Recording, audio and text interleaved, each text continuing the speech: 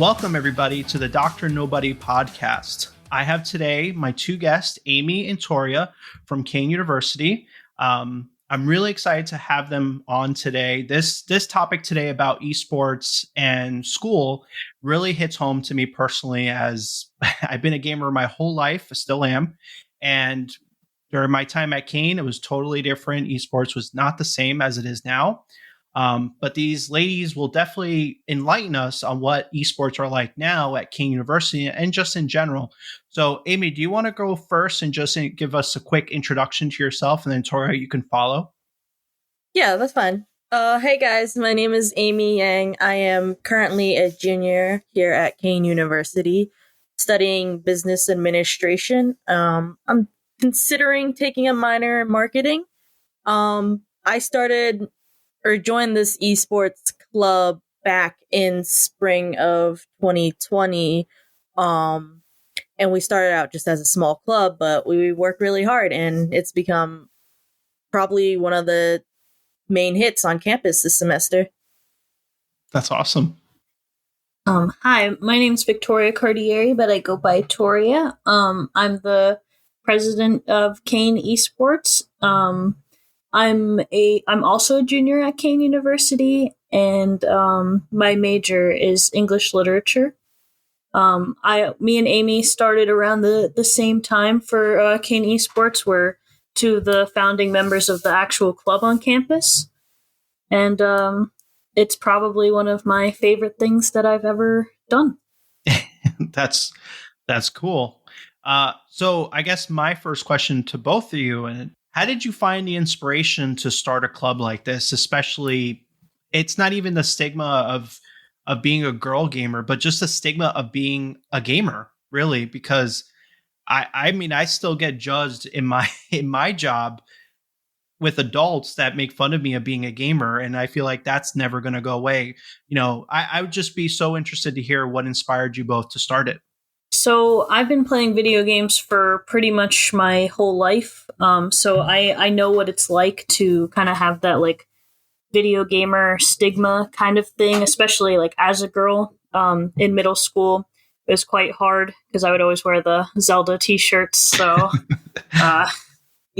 the boys were always like, "Oh, you play video games." But as soon as I got to high school and to college, like more and more people start to care less about like those kinds of things, and then you find people who are like you as well. Me and Amy were lucky to meet someone else who kind of had the idea because he went to a different school that had an esports club, and when he mentioned this to I think it was like the 4 or 5 of us that started the club, when he mentioned it to us, we were like, we should all make a club here on Kean, because we all love video games, so it'd be great to bring it here and see, who games here. For me, I grew up playing probably on the PlayStation 2, and I still have that ancient thing in my house right now. Must be nice. Yeah, we don't pull it out. We don't pull it out often, but it's there when I need it. So yeah, I've been playing games, watching my sister play. She's 24 now. And she stopped playing because she focused on her career. But I grew up playing the PlayStation 2 with her, watching my sister play. So I've always been a huge gamer growing up. Didn't really say much about me playing games in like elementary school and middle school and mostly high school, just because I feel like a lot of people kind of shun being a gamer. It's, especially to a girl, it's like not very stereotypical of us. But ever since coming to college and starting this club, we've got nothing but positive feedback. Maybe a little bit of, concerns from the higher ups on how the club would be run, how logistics would work. But we did really well. Interesting. Now, do you think that stems from being a girl, or is it just because esports is not really a serious thing? I mean, when I tell, I have pride and joy of saying Jeremiah, my brother, is an esports player, and then I get right after is, what is that? And I'm like, people still don't recognize it. I remember watching League of Legends, one of the largest video games, esports games in the world, having hundreds of millions of viewers, more than the MLB on ESPN, and they still don't get any respect. What do you think it was? Well, it's difficult to say because I know competitive or electronic gaming only really became really popular in the 20th century. So there are still a vast majority of the population who are still getting used to playing games, even old retro games in the arcade. They're still trying to understand how that can evolve to what we have now. A game I grew up with was RuneScape. A lot of people will probably know what that is. Yeah, that's a throwback. yeah, I still kind of play. But yeah, people can be really confused from how only a few pixels on a big machine in the arcade can become something as big as what RuneScape is, where it's a lot more detailed. The graphics are just a lot better. There's a lot more content to it. So yeah. Yeah, interesting. Now, how much work do you think it takes to run this esports club versus any other club? Like, for instance, the football team. Do you think it's the same, less, more? Personally, I think it would be, I don't want to say it's more work, but it is kind of like more work because, like, if you think about it, esports, like, people just kind of put, like, that general bubble of, like, esports. But it's kind of like we're running, like, football, baseball, volleyball, chess, like, all of this in one, like, big thing, you know what I mean? Because you got, like, League of Legends, Overwatch, Valorant, Rocket League, all these different types of games, and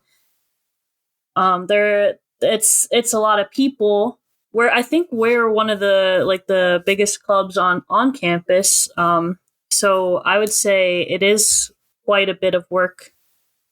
And it's all different kinds of work too. Mm-hmm. And this kind of work I guess this is going to be a two-parter. Do you think that this affects your life right now as a student? And do you think it benefits your life as a student? And what I mean by that is it affecting your studies? Like, oh my gosh, I have to deal with these are drama. I forgot to set this up. Oh, this team is winning. Let's celebrate. And then there's, okay, is this setting me up for my career? Because this is taking up a lot of my time right now.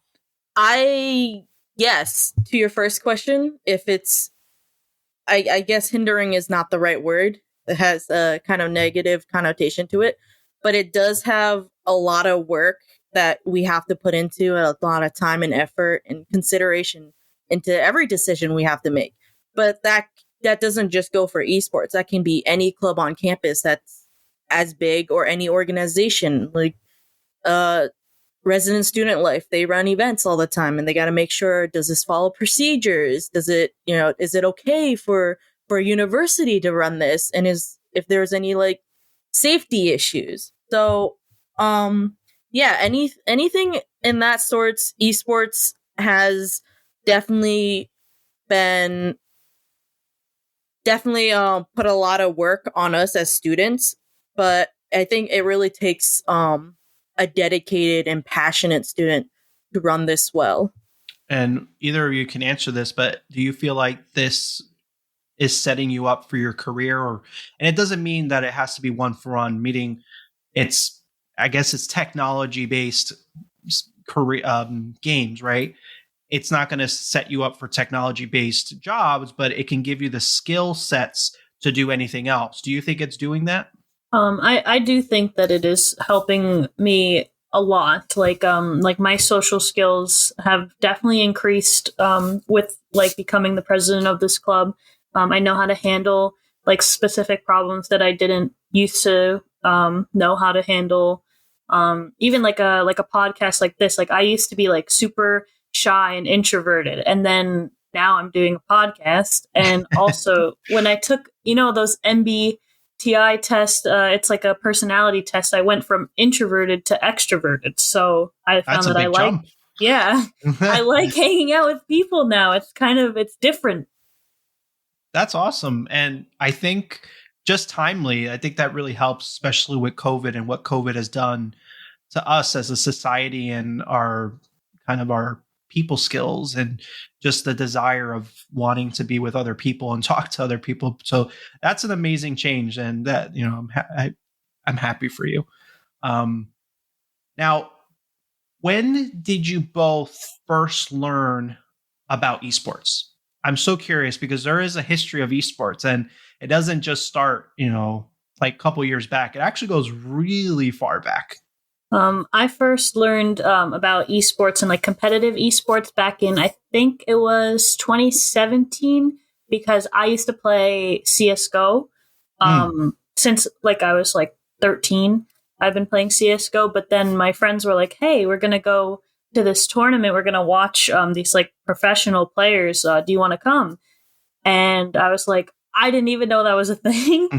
So I got to go watch like all these really cool pro players like play my favorite game. And it was this big area of like just a bunch of like gamers like that play the same game as me. So I got to meet a lot of people, got to watch competitive CSGO. And then from then on, I've been watching the competitive CSGO scene and then kind of spiraled from there. Nice. For me, I want to say, honestly, at the very beginning of my college career, I started getting into the competitive side of esports when I first started playing League. I knew about League before 2019. I knew it was like big and a lot of people liked it. It was a lot of fun. But I never really understood the competitive aspect until I really started playing it. And I can understand how much effort all these players have to put in and how much they have to practice just to make it to worlds, to all these amazing conventions. I think, is that the word? Conventions, where all these pro players would be playing against each other. There'd be multiple teams going against each other. It was not shocking. Like, I don't know what's the right word. It's okay. Yeah. No, I know exactly how you're feeling because just so you both know, I started professionally, and I put quotation marks because it didn't count back then for me personally. When I played Counter-Strike before it transformed into what it is now, in LAN tournaments where you would set up 10 computers back to back, and on the same internet, and everybody would play and you just win money, whatever. I did Halo tournaments. And then I too discovered esports later on. And I think it's from League of Legends for me too. And I went to North Carolina. I watched people play that were professional that I saw on Twitch or on YouTube. And I fanboyed. I was just so excited. I didn't know how to act. I felt like I was meeting these famous people that are just people like us, just a bunch of kids playing video games and doing their thing, trying to win some money, trying to be competitive. And it was fun. Do you see esports as a career for either of you personally? For me, yes. At least where I'm standing right now. So as a business major, I know it's like, I don't know, typical to work in an office 9-to-5 job. I'm not against that, but I'm also not really for it. Mm-hmm. But being able to build this club and make it such a big part of Kean now, and having to be able to compete or manage teams that are competing on all the schools on the East Coast, and the experience I learned, I definitely can see myself working in a position similar to this, whether it be for Kean or with ECAC, which is the tourney we're running under this semester from now on, I guess. Or even with a different company. I can definitely see myself going out of my way and applying to something like that, other than I don't know, Google or any big company. Yeah. I did not originally see myself doing anything with video games as a career prior to this semester. But once I became the president of this club and seeing like the esports scene like firsthand, I've been considering like sticking with this, but it doesn't really have anything to do with my degree or my major right now. So I guess it's like a we'll see kind of thing. Yeah. No, I understand. The reason why I ask you ladies these questions is I feel like for me personally, when I played video games, a lot of people just found it as a waste of time. I would feel guilty about playing games till 2, 3 in the morning. People are like, "Why aren't you studying? Why aren't you doing this?" And I could have exerted myself and been an A student, but instead I decided to be a B student, a BA student, and play video games and enjoy what I was doing. But I learned a lot of skills. I think one thing which is so fascinating to me is a motor skill, which is twitch reflexes. Are you both familiar with twitch reflexes? I'm sure you are. You're both playing shooters, so I don't really specify in the shooter games, but I think I know what you're talking about. okay. Toria, do you know what I'm talking about? Not particularly. All right. So I'll explain what twitch reflexes are for both of you and for our listeners, but I'm sure you've heard of it and you're going to recognize it once I talk about it. So twitch reflexes is your ability to snap to a target or whatever you're doing very quickly without thinking about it, honestly. So for instance, when let's say you're about to drop a cup and you snap your hands to it right before it falls, but your brain, I mean, you didn't even see it, but your hand's already grabbing it. That's a twitch reflex. You're instantly reacting to something that you're not aware of. In video games, you see that all the time, especially in shooters. Now, yeah, and there's stuff in League of Legends and Rocket League and whatever other game that there's some type of twitch reflexes that are associated with it that you have to really act instantly.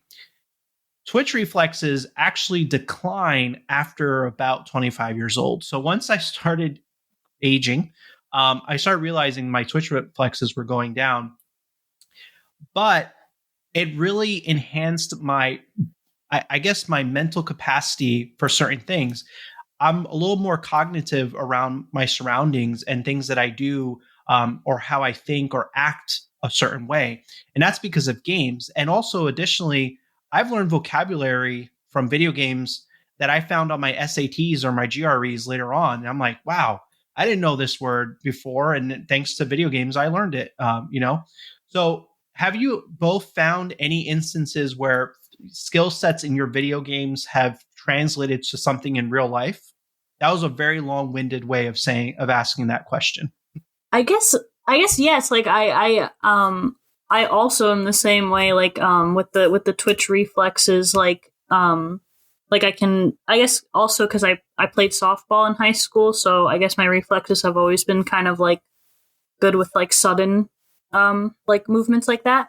But also like I guess with like again like the social aspect with video games also like is a skill that kind of like transfers over to real life. Like I think a lot of people like don't understand this with when it comes to video games, but there's also like a voice chat in most games now, so you kind of like handle like all different types of people. So you have to like learn how to handle like people that like get really like annoyed and toxic like within the first 2 minutes of the game. You're like, okay, like let's calm down, take some deep breaths. Like you learn like how to like handle those types of people and learn how to handle your own anger when things get like really like annoying in a video game.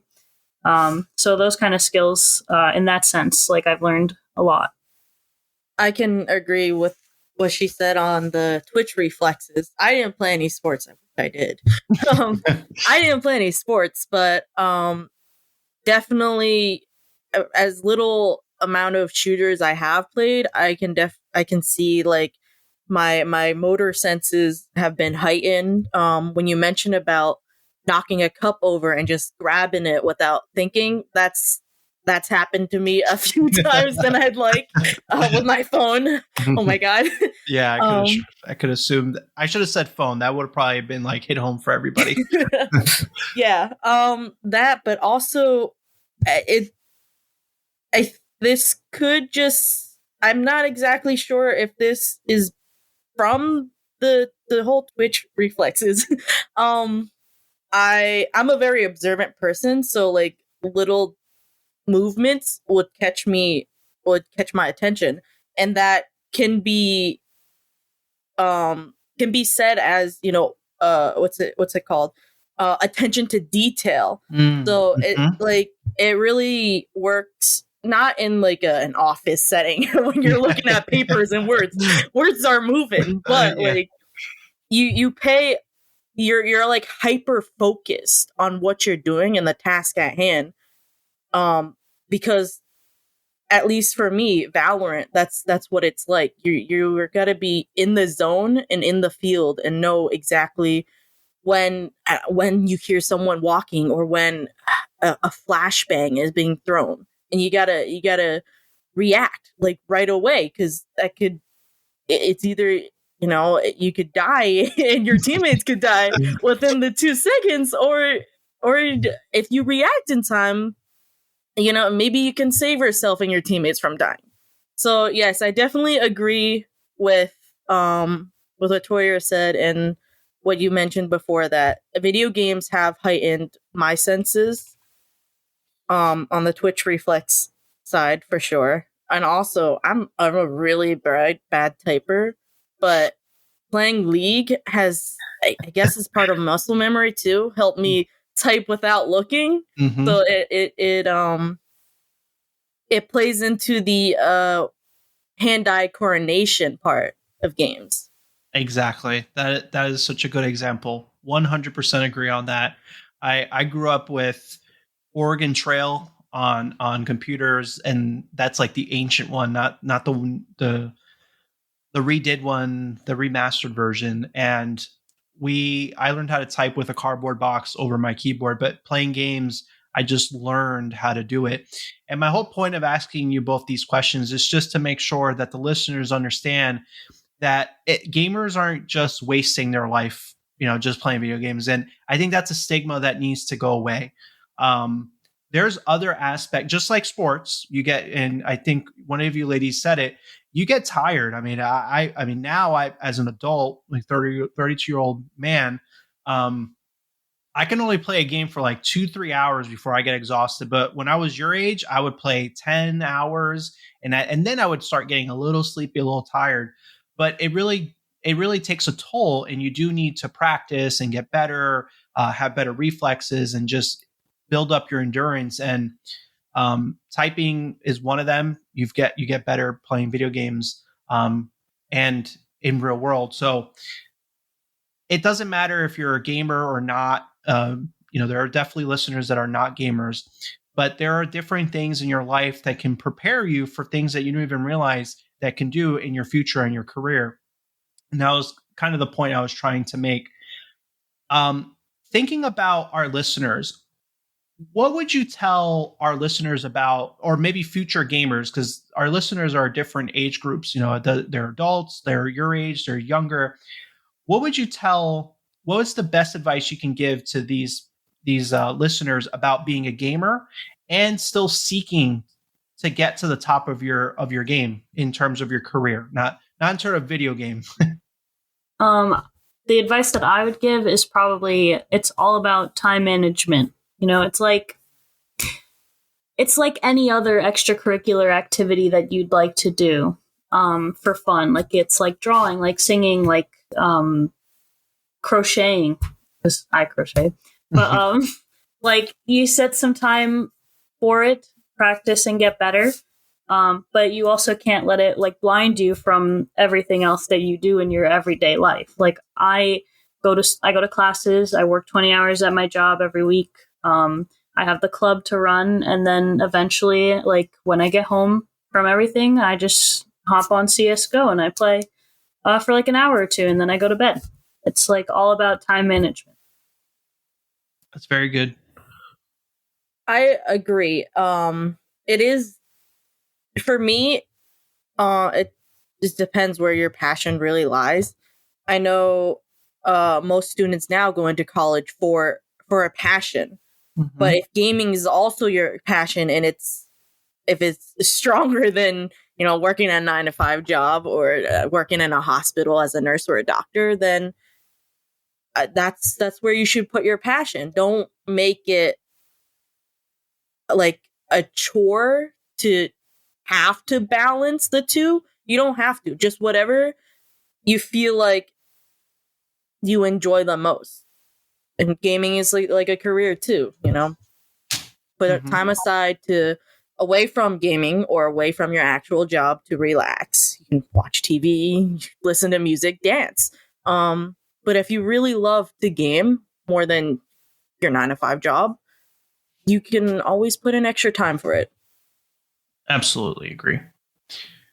What is, and this could be related or unrelated to esports, but what is the best moment of your life thus far, and what is your worst moment of your life thus far? And the only reason why I bring it up is I ask this question to all my guests, and it's really to show our listeners that we're humans.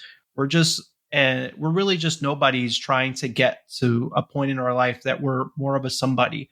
And seeing how we can have successes and failures, I think it's important for the listeners to hear from other people other than me. So do you guys mind sharing any of your stories? On the gaming side, my worst part or my worst experience was waking up early. But it wasn't just waking up early. I woke up early to play games. And my mom, she wanted me to do my homework before I played games. But she caught me on my laptop and broke my laptop. So I was really upset about that. Yeah. Yeah, I was really upset about that. But I can, your parents mean the best for you. So I understand where she came from. And I definitely took in her lesson that day into consideration on my everyday life. Like, I should do homework first before I play games. Homework first. Set you in a good mindset. Yeah. That broken laptop really traumatized me a little bit. The best part in that, now that I'm in college and have a little more freedom to myself, is this esports club that we've raised pretty much like a family of 400 members. We're always hanging out together, and we always got someone's free all the time. So we'll always enjoy each other's time, and I really like how much it's become a family. 400, sheesh. All right. That's a big club.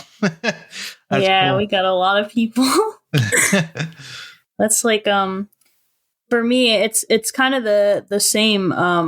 My lowest point, my worst, I think, moment would be probably I think high school was pretty bad, and then also like when I went to community college, because I didn't really have a lot of like friends in my hometown.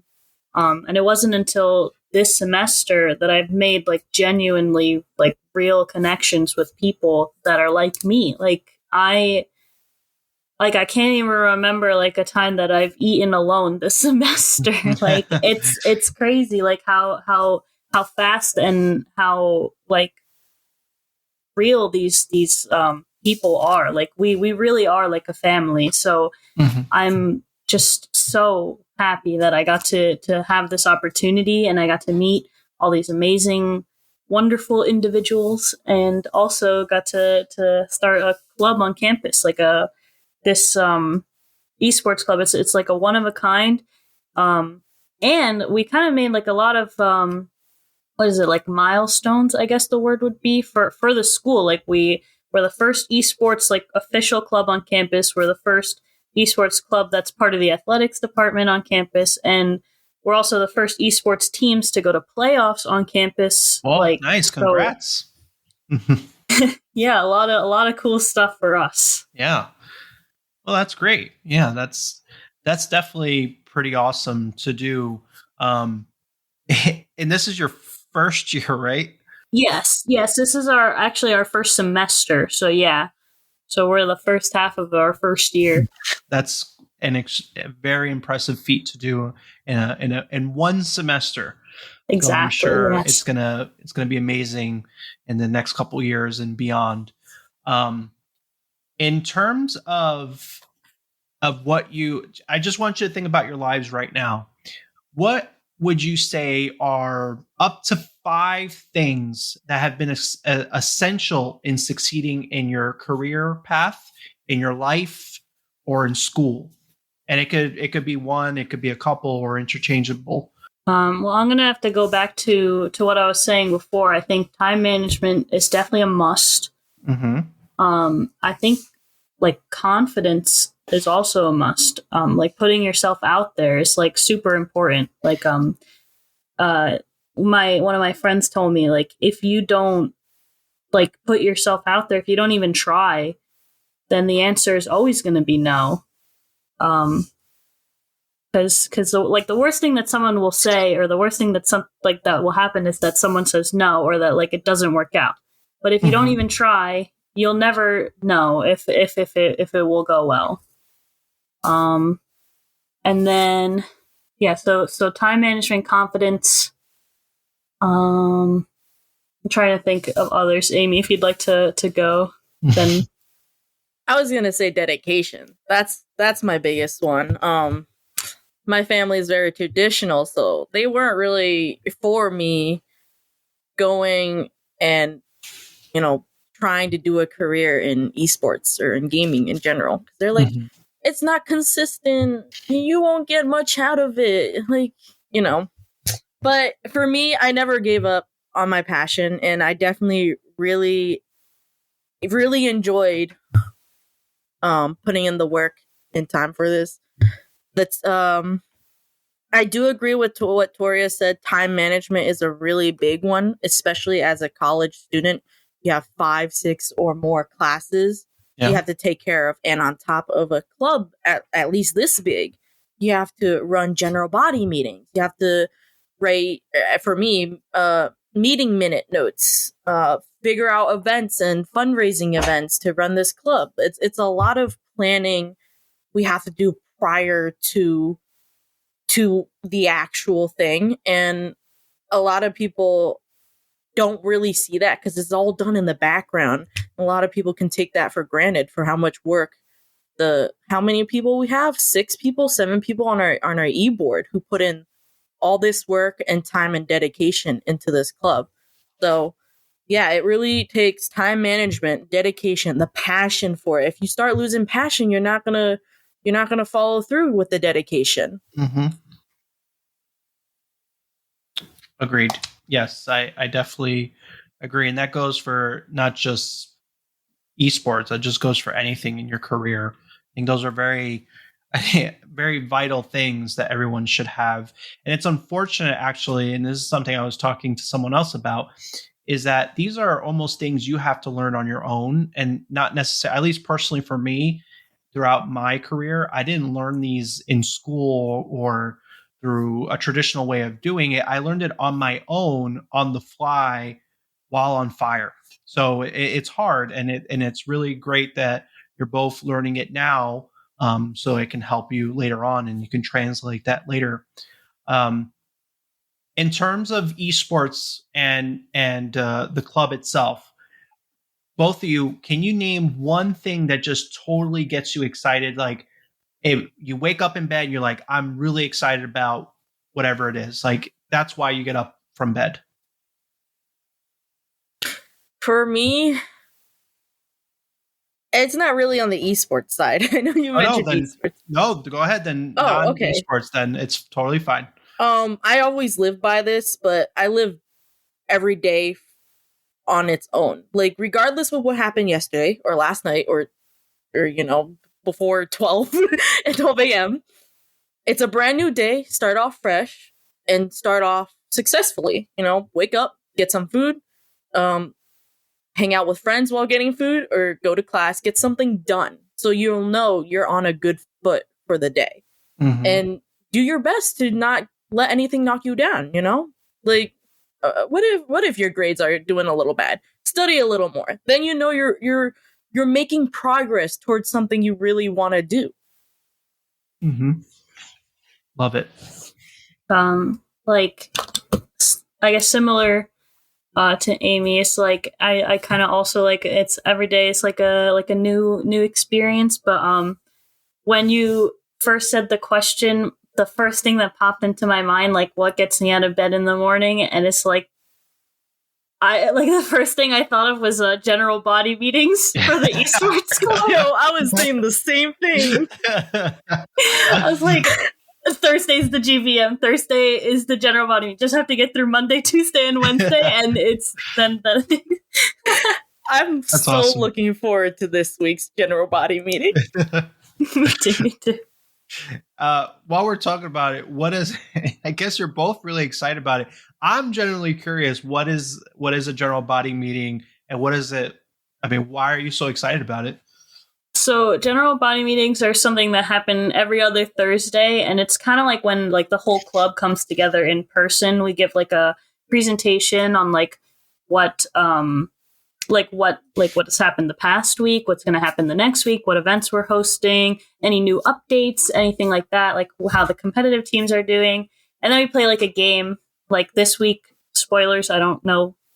We're playing Jeopardy, so I'm very excited for that. But it's just like, I guess the vibe on Thursdays. It's like everyone like eats like lunch together, like the whole e-board and the game managers, and then like some spare like club members will come and I'll see like a bunch of people. Like I'll be surrounded by like at least 10 people at all times, like before the GBM, and they'll be like, "Hey, Toria, when's the GBM?" I'll be like 3:30 and it's in here, like, you know.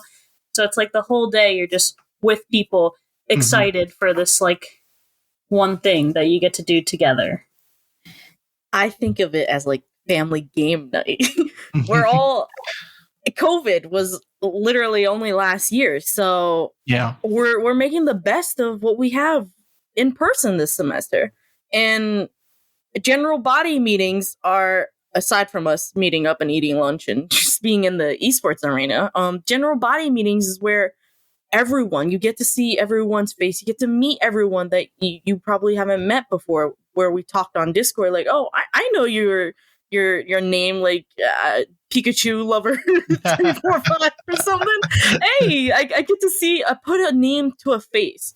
Whether it be the first general body meeting you go to or the last one for the semester, you'll always meet someone who you didn't meet in person before.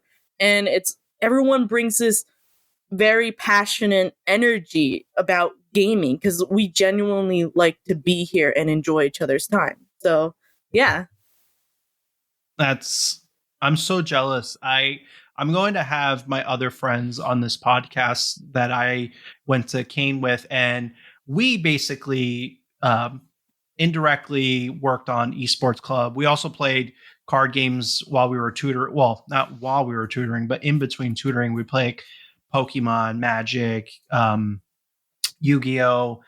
We did tournaments, but we never had stuff like this. And once they do hear about this and hear the episode, they're going to be so jealous that we didn't have that during our time. So I'm really happy for both of you, but I'm very jealous that it wasn't there around our time. But it's pretty awesome to hear it, and definitely exciting for people to see. Do you think that, and you could totally be non-humble about this, but do you think other esports clubs are like yours? That's a good question.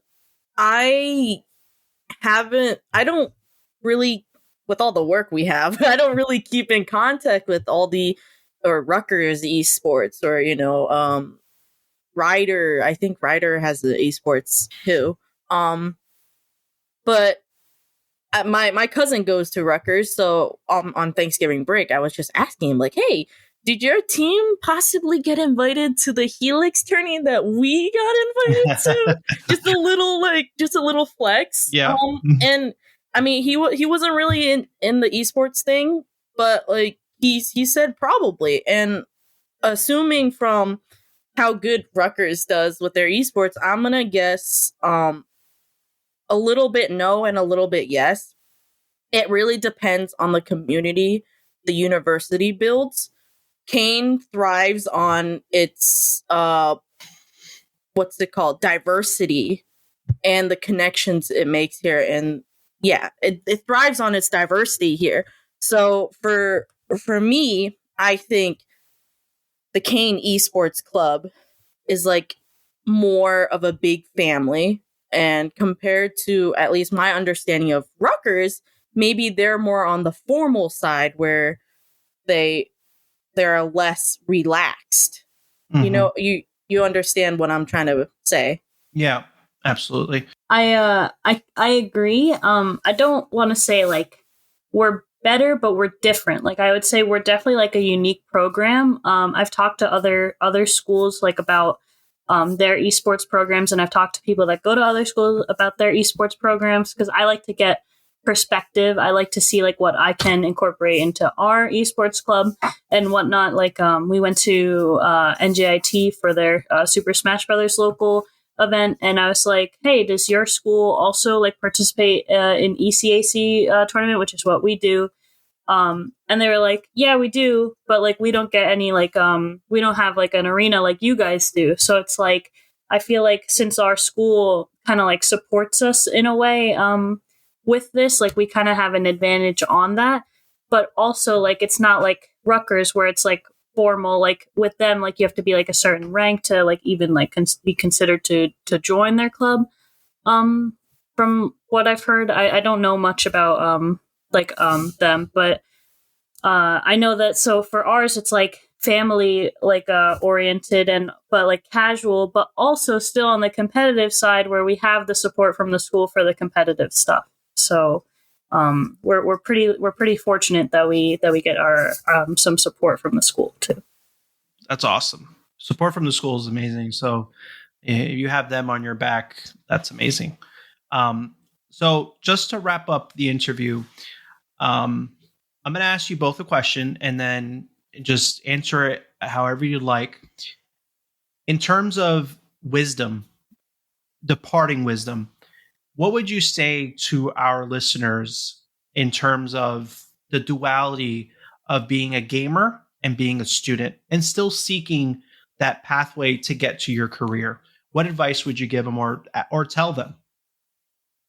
I would say just go for it is like kind of like my parting wisdom, because I was not originally supposed to be the president of the club, but the person that was the president before had to transfer like really suddenly, and so it was kind of like, hey guys, who's going to be the president? And I was like, well, no one's saying they want to, so I guess I'll do it. And then it turned out to be like the best decision that I've ever made. So if you're thinking of doing something, just go for it.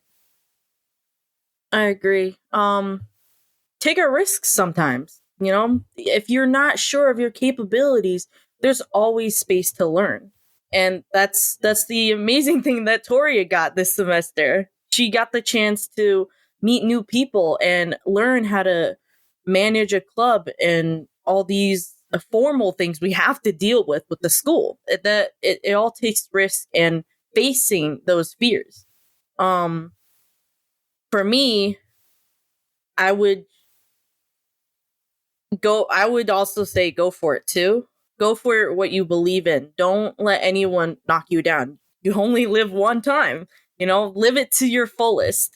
But also make sure you get time to rest and do your assignments, because like career is still a big thing, regardless if you want to just do esports. You still have to learn it.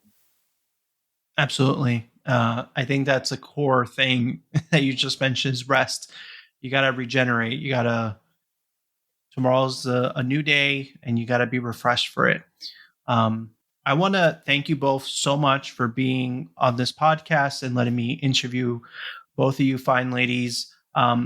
Is it okay for our listeners to reach out to you on your social handlers? Yeah, that's perfectly fine. My DMs are open for questions, I guess. Yeah, my DMs are always open. I'll probably reply to you within an hour or instantly. Okay. And do you mind sharing a website where they can look more into about Kean's eSports? Do you guys have one? KeanEsports.com. That's pretty simple. All right. Well, listeners, you heard it here. Please reach out to them if you have any questions and look on the website to learn more about it. Thank you, ladies, so much, Amy and Toria, for giving me your time and giving the listeners some insights about being a gamer and being a student. It's two simple things, but some people just blow it out of proportion, I think, sometimes. I also want to thank you for sharing your stories with us today. I hope our listeners gained some insights from you both. I think they were very valuable. This is definitely the beginning of becoming a someone, but specifically the someone you always wanted to be. I hope everybody enjoyed this episode. And if you did, please give me a like, review, and subscribe. And you can also visit my website, thedrnobodypodcast.com, to learn more about the guests, so Amy and Toria, and to listen to the episode again. Thanks again for listening to the Dr. Nobody podcast, where we turn nobodies to somebodies. Talk to you all very soon.